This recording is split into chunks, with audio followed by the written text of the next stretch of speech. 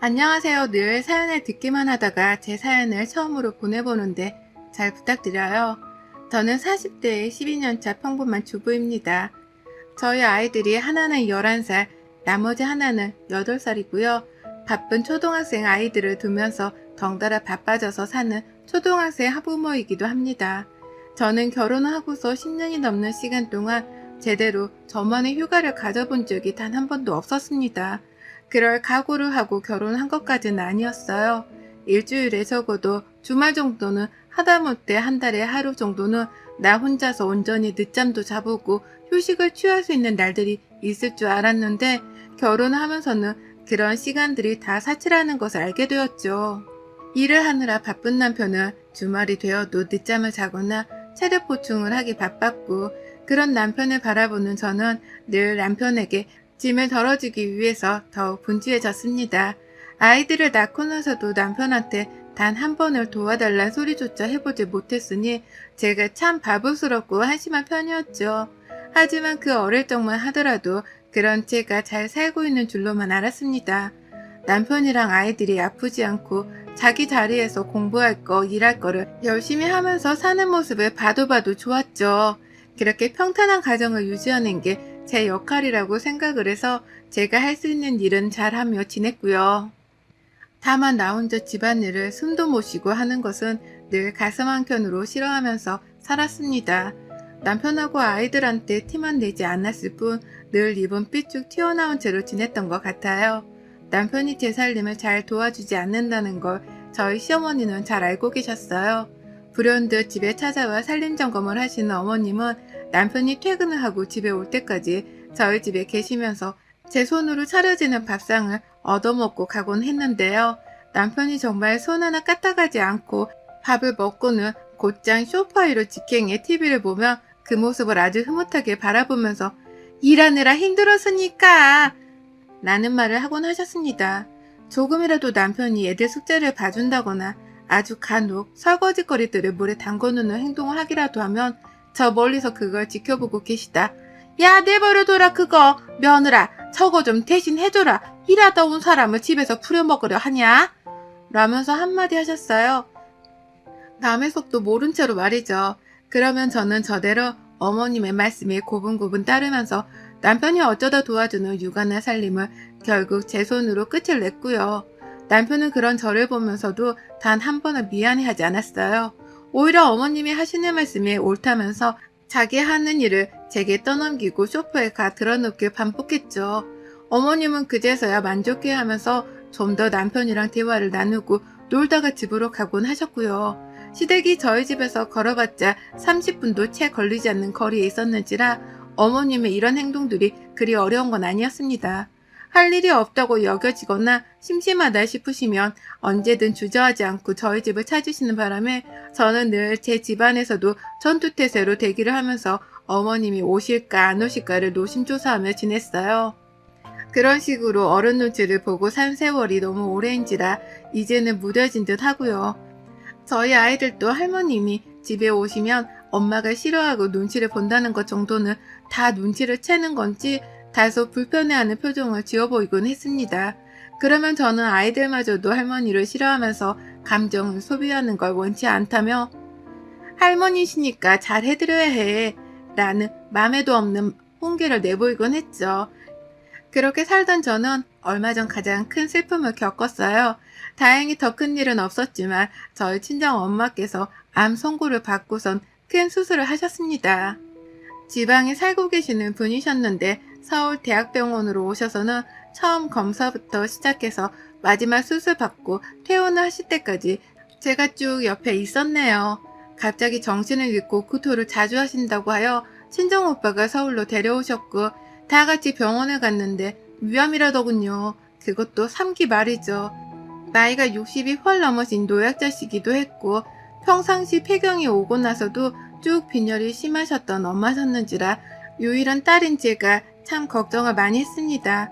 제가 위로 친정오빠 하나밖에 없었는데 둘이서 참 마음고생 많았어요. 부모님께서 암에 걸린 것도 처음이었고 저의 경우에는 자주 보고 사는 사이가 아니었는지라 더욱 죄스러운 마음이 들 수밖에 없는 실정이었죠. 암 선고를 받으시자마자 오빠랑 저는 어떻게든 엄마 치료에만 신경을 쓰고자 했습니다. 각자 결혼해서 아이가 있었지만 다행히도 새언니가 나서서 제 아이들까지 봐주겠다고 해주시는 바람에 저는 제 아이들을 새언니가 밖에서 데리고 다니며 놀아주는 동안 저랑 오빠는 병실을 지켰고요. 위절제 수술을 한 것에 이어서 수술하고 한 달이 되기 전에 항암 화학요법을 진행하라고 하길래 힘든 것인 줄을 잘 알았지만 다 같이 병원에서 지내며 항암 치료도 시작했습니다. 엄마의 건강을 되돌릴 수 있는 일이라면 뭐든지 하고자 했고요. 그건 오빠 그리고 환자인 엄마까지도 적극적으로 동의를 한 내용인지라 누구 하나 치료에 거부하는 사람이 없이 충실하게 받아야 하는 치료를 받았어요.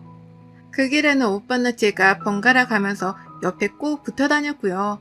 하지만 저는 누구보다 마음고생이 심했습니다. 나이 든 엄마가 치료받으며 힘들어하시는 것도 너무 괴로웠지만 그 과정에서 저를 시시콜콜 이유로 불러대고 어떻게든 엄마 곁에 있게 하지 않으려 하는 시어머니를 상대하는 게 지옥과도 같았거든요. 저희 엄마를 다른 숙소에 묵게 할 수도 없었고 하나뿐인 딸내미가 서울에 살고 있는데 우리 집에서 안 지내실 이유 또한 없었습니다. 남편도 의외로 이 문제에 대해서는 당연히 우리 집에서 지내게 하려며 흔쾌히 허락을 해주었고 그래서 저는 혹여나하는 마음에 시어머니한테까지 분명히 말씀을 드리고서는 저희 엄마를 집으로 불렀어요. 우리 엄마가 암치료를 받고 힘들게 병원에 왔다 갔다 하셔야 하니 불현듯 집에 찾아오는 건 제발 자제를 해달란 말씀을 드렸죠. 엄마가 아프다고 하시니 솔직히 시어머니 눈치를 더 보기가 싫었고 그래서 저는 결혼하고 거의 처음이다시피 단호하고 양보 없다는 태도로 이 말씀을 드렸습니다. 그러자 시어머니도 사람은 사람인 건지 얼마나 아프냐면서 저희 엄마 걱정을 조금 하시면서 알겠다고 하시더라고요. 치료하는 걸 잘 도와드리라면서 말이죠.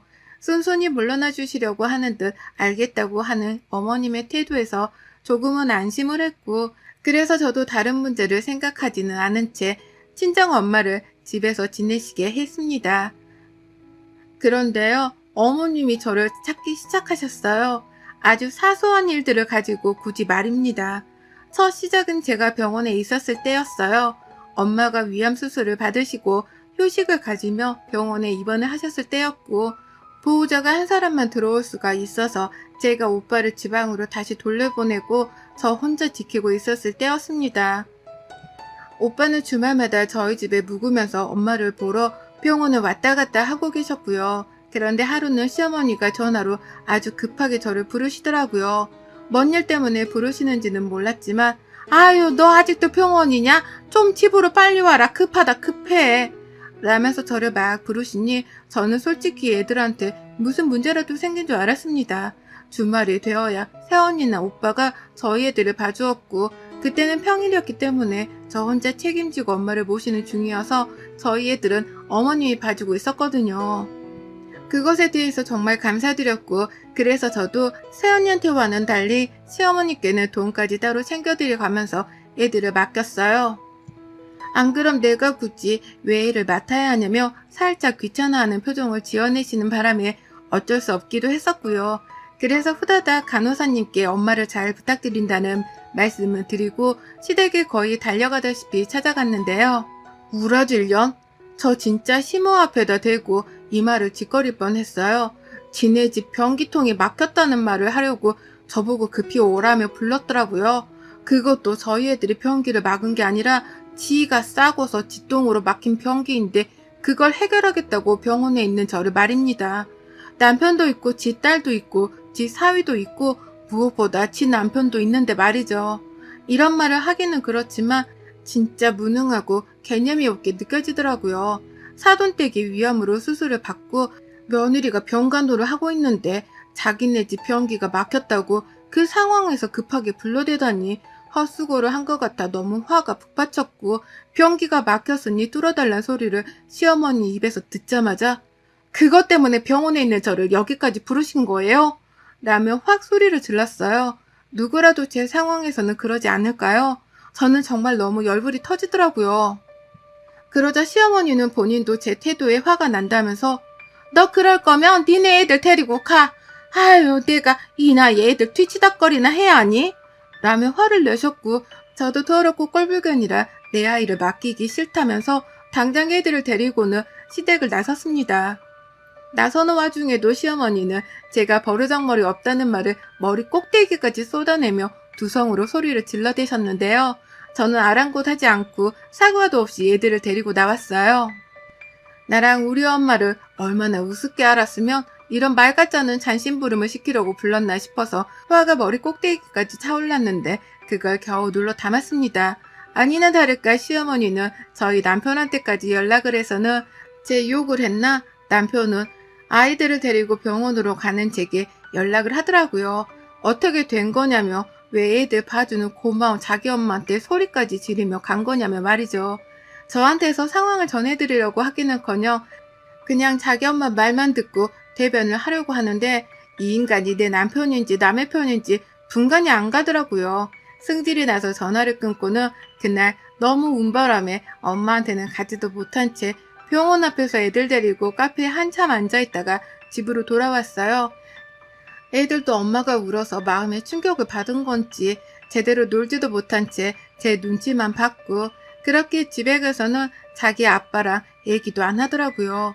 저는 저대로 다음날 엄마한테 다시 가봐야 한다면서 그날 저녁에 밥이며 반찬까지 다 해놓고 난 후에야 다음날 새벽같이 병원으로 출발했습니다.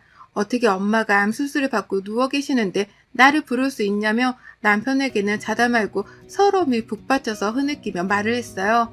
남편은 대신 당황해서는 저를 달래다가 그만 울라고 다독이는데 아유 끝까지 자기 엄마가 잘못했다는 소리는 안 한 채로 그저 그만 울란 소리만 하는 게 열부 터지더라고요. 그러니 저도 더 말을 섞지는 않은 채 입을 닫고 다음날 새벽같이 집을 나선 것이었고요.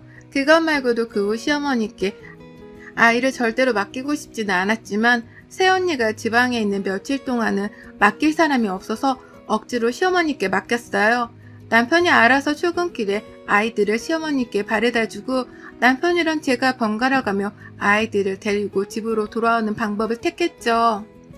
그런데도 시어머니는 제가 병원에서 엄마 간병을 하는 사이에 저희 애가 사탕을 먹다가 이빨이 빠지려고 했었나 본데 그걸 어떻게 해야 하냐면서 저보고 집에 오라는 소리를 하기도 하셨고 애가 밥 투정을 하면서 밥을 안 먹으려 한다면서 저보고 집에 당장 달려와서 얘를 홍군형 대라는 소리도 하셨습니다. 허구한 날 조그만한 일이 생기면 저보고 당장 해결을 하라면서 시댁에 오라는 소리를 하셨고 지금 병원이라서 그렇게 쉽게 갈 수가 없다고 하면 넌 나한테 일을 맡긴 게 맞니? 네가 나한테 일을 맡겼으면 나한테 애들 잘 봐달라고 아부라도 떨어야 하는 게 정상 아니니? 뭐가 그렇게 잘나서 혼자 뻣뻣한 거니? 라며 뒤뜸 신경질을 부리기도 하셨습니다. 결국 저도 이 꼴을 더 보면서 내 엄마 병건으로 할 수가 없더라고요. 내 엄마 아프셔서 딸인 내가 간병을 하는 건데 시어머니가 자꾸 눈치를 주시니 열불이 터졌고 결국 새언니한테 부탁을 해서 저희 집에서 오빠네랑 다 같이 지내게 하면서 제 아이들을 새언니한테 쭉 맡겼습니다. 그러다가 새언니가 지방에 가야 한다고 하면 제가 간병 시간을 줄여서라도 아이들을 제 집에서 돌보는 방법으로 바꿨어요. 시어머니께 생색을 듣기 싫다면서 제가 할 수 있는 건 웬만하면 저 혼자 해결을 해보고자 했습니다. 일부러 시어머니께는 어머님 도움 이제 필요 없으니 연락하지 마세요. 저 간병하는 것만으로도 신경 쓸 거 많으니까요. 라면서 연락이 오면 이 소리를 단골처럼 뱉어냈고요. 그러다가 얼마 전 만행이라면 만행이라고 부를 수 있을 만한 뻘짓이 일어났어요. 역시나 싶었던 시어머니로부터 말입니다. 스스로 간병을 한 게 어떻게 흘러갔나 싶을 만큼 몸이 너무 힘들었어요. 수술한 저희 엄마가 가장 힘드신 게 당연했지만 옆에서 간병 하나 하는 것도 정말 만만치 않더라고요. 그래도 최대한 힘든 티를 내지 않으려고 했어요. 안 그럼 가뜩이나 자신 간병으로 시간을 뺏게 만든다면서 미안해 하시던 엄마가 제 모습을 보고 더욱 맘고생하실 것이 분명했으니까요. 그렇게 지내다가 항암 치료가 시작되었고 이게 아무래도 항암제를 전신에 투여하는 것이다 보니 엄마가 지방에 왔다 갔다 하시는 것은 완전히 불가능하다 생각했습니다. 그래서 저희 어머니를 저희 집에서 머물게 하며 항암 치료를 받으러 외래 진료를 하러 병원에 다녔는데요. 그날은 엄마가 상태가 너무 안 좋으신 거예요.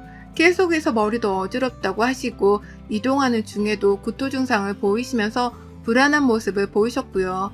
구토가 항암제 치료를 할 때 나타나는 대표적인 부작용이라는 것을 잘 알고는 있었기에 준비한 비닐에 이것저것 제가 대비를 할 수 있는 것들이 많아서 그리 당황을 하진 않았습니다.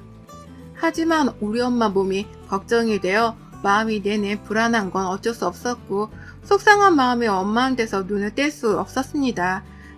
그러다 병원에 도착을 했을 때쯤 어머니께 전화가 왔어요. 제가 무슨 일이냐고 물어보니 니네 애들 요즘 우리 집에 오게 하면 안 되니? 나 우리 손주들 보고 싶어 죽겠는데 네가 좀 데리고 와라 라고 하면서 팔자 좋은 소리를 하시더라고요. 엄마 항암 치료를 받으러 다니시는 길에 제가 보조를 하고 있고 친정엄마가 평생도 아니고 지금 잠시 우리 집에서 지내고 계시다는 것까지 다 알고 계시는 분이 말입니다. 그래서 제가 지금 저는 엄마 항암 치료로 병원에 왔고요. 바쁘니까 다음에 데려가겠습니다. 아니면 어머님이 집에 오셔서 저희 애들만 데려가셔도 돼요. 죄송합니다. 라고 말을 했어요. 저를 배려해서 조심히 말씀해 주신 거라면 어떻게든 저도 죄송하다고 굽신거리면서 다음에 꼭 아이들을 데려가겠다고 말씀을 드리거나 남편을 시켜서 애들을 시부모님께 보여드리려 했을 텐데요. 평소 저를 불러내고 싶을 때마다 별 가짜는 이유로 대면서 병원에서 뻘짓을 시키며 시댁으로 부르는 시어머니셨기 때문에 하나도 미안한 마음이 들지 않았어요. 그래서 가식적이었음에도 불구하고 그냥 형식적으로 죄송하다고 말씀을 드린 것이었어요. 어머님도 제 말에는 더 말을 덧붙이지는 못한 채 알겠다는 말을 남기시곤 전화를 끊으셨고요. 그런데 한참 후 집으로 돌아가는 길에 시어머니께 전화가 또 왔어요. 그런데 이번에는 사뭇 목소리가 다르시더라고요. 야, 좀 빨리 집에 와라. 얼른. 너 없으면 나 진짜 못한다. 못해. 라는 말로 호들갑을 떨면서 혼잣말을 하다가 또 전화를 끊어버리시는 겁니다. 저도 놀라서 다시 어머님께 전화를 걸었더니 어머님은 보란듯이 제 전화를 받지 않으셨고요. 혹시 몰라 남편한테 전화를 걸었더니만 어머님이 글쎄 저희 집에 오셨다가 애들을 데리고 지금 본인 집에 가 계시다고 하는 거예요.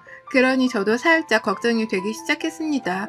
저번에도 어머님이 변기 막힌 이유로 저를 부르신 적이 있었기 때문에 이번에는 절대 또 속아서 갈 일이 없을 거라면서 다짐을 했으나 내 아이들이 시어머니 손 아래에 있다고 하니 신경이 엄청 쓰이더라고요. 자꾸만 시어머니의 말씀 때문에 안절부절을 못한 채로 전화를 걸었지만 어머님은 더 전화를 받지 않으셨고 그쯤 되니 혹 시어머니가 괜히 나에 대한 화풀이를 내 아이들에게 하고 계시진 않을까 하는 노파심도 들었습니다. 충분히 제 앞에서 과격한 감정도 서스럼없이 보이는 분이셨기에 자기 손주들한테 그러고도 남을 분이라 생각을 했죠. 제가 이렇게 걱정을 하고 있으니 친정엄마도 제 속마음을 꿰뚫어 보듯이 신경을 쓰셨고 차라리 걱정을 하고만 있지 말고 직접 가서 애들을 데리고 오든 하라고 하시더라고요. 본인은 그냥 집에서 혼자 쉬고 있을 테니 말이죠. 그러니 저도 엄마를 집으로 데려다 드린 다음에야 바로 시댁에 달려갔습니다. 그런데 저는 정말 잔칫날을 목격한 줄 알았어요. 사돈이 암수술로 항암치료를 받는다고 해서 절대로 시댁이 함께 우월하게 지내야 한다는 건 아니었습니다. 저는 그렇게 꽉 막힌 사람도 아니었고 시댁 사람들에게 눈치를 주는 사람도 아니었어요. 다만 저를 향해서는 최소한으로 배려를 해주셨으면 하는 바람이었죠. 다른 사람도 아닌 내 친어머니가 아파서 입원하고 치료를 받고 계시는 중이니 딸내미인 저를 향해서는 최소한으로 엄마의 옆에서 간병에만 신경을 쓸 수 있도록 배려를 해주시길 바랬습니다. 그 마음 하나뿐이었어요. 그런데 시댁에 도착을 해보니 입구에서부터 아는 아주 왁자지껄 웃음소리로 난리더라고요. 순간 알아챘죠. 이 집안의 시어머니가 제 아이들이랑만 있는 게 아니라 시누이 하나까지 불러서는 함께 놀고 있다는 걸 말입니다. 큰 목소리로는 제가 아는 사람들 중에서 1등이 시누이에게 깔깔대는 웃음소리가 밖에서까지 아주 훤히 들리더라고요. 그리고 배를 누르고 안을 들어가 보니 시어머니는 저를 반기는 둥 마는 둥 야, 니네 엄마 왔다 라면서 제 아이들을 향해 이 말 한마디만 뱉어내셨습니다. 아이들은 그와 동시에 엄마라고 신나게 외치면서 저를 향해 달려왔고요. 들어가자마자 저는 아이들과 함께 집에 갈 채비를 하며 어머니께 물었습니다. 무슨 일이시길래 그렇게 저를 급하게 불렀냐고 말이죠. 솔직히 인내심이 바닥이었기 때문에 말 같지 않은 이유를 대면서 저를 불러낸 것이라면 이번엔 정말 가만히 있지 않을 참이었어요. 제 또래 시누이도 있으니 말귀를 알아먹도록 제대로 화도 내볼 참이었고요. 그런데 시어머니가 뭐라는 줄 아세요? 뭐 때문에 저를 부른 줄 아세요? 글쎄, 제게 눈 하나 깜빡하지 않은 채 이렇게 말씀을 하시더라고요. 니네 시누이 생일이 다와가는데 너 선물은 준비하고 있냐? 사돈 아픈 건 안 됐지만 내가 내 딸 생일은 챙겨주고 싶은데 손이 너무 아파서 요리를 제대로 할 수가 있어야지. 그냥 오늘 이렇게 모인 김에 잡채라도 좀 차려봐라. 가만히 있어봐. 생일상에는 잡채 말고 또 뭘 올려야 하지? 냉동실에 고기도 많이 있으니까 네가 좀 알아서 꺼내 생일상 좀 차려봐라. 라고 말입니다. 그 말을 제가 가장 먼저 뭘 한 줄 아세요? 처음엔 잘못 들은 거라 말을 해달라면서 어머님을 표정 하나 바꾸지 않고 노려만 봤어요. 제가 그렇게 노려보는데도 제 눈치를 분명 보면서 모른 척하며 고기는 전자레인지에 해동시키고 라면서 그 와중에 절 또 시켜먹고 있더라고요. 남편한테 당장 전화를 해서는 네 새끼들 데리러 니네 집에 와. 지금 당장! 이라면서 소리를 질렀고 내 새끼들을 데리고 밖으로 나가라 하면서 시어머니를 향해 물었어요. 우리 엄마 아픈 건 알고 있긴 했던 거죠? 사람 맞으시죠?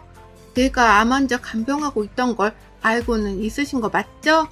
라면서 너무 얼척이 없다는 표정으로 사람 새끼냐 질문만 안 했을 뿐 아주 경멸을 하듯이 시누이와 시어머니를 번갈아 쳐다봤어요. 그날 시누이가 자기 애들도 잔뜩 데려왔는데 정말 좁은 집구석 안에서 얘들이 제멋대로 떠드는데 시누이가 제지를 하지 않는 바람에 너무 시끄럽더라고요. 그 와중에도 집에 가려는 제 아이들에게 야, 니네 엄마 빡쳤어! 라는 말을 하는데 그 버릇없는 말을 했는데 시누이는 피식 웃으면서 니네 숙모 빡쳤네! 라면서 지 새끼들 말에 동조를 하더라고요. 그러니 시어머니도 껄껄거리면서 웃으셨고요. 그러니 저도 그냥 순순히 물러날 수 없겠더라고요. 그래, 나 빡쳤다! 라면서 시누이 애들 앞에서 어린 것들이 가정교육을 도대체 어떻게 받은 거야? 라는 혐오스러운 말과 함께 당장에 부엌으로 달려갔는데요. 보란듯이 저를 시켜먹겠다고 잡채 묘원까지 미리 빼서는 밥통 안에 물과 불려놓은 걸 본 순간 그걸 통째 들고 거실로 나왔어요.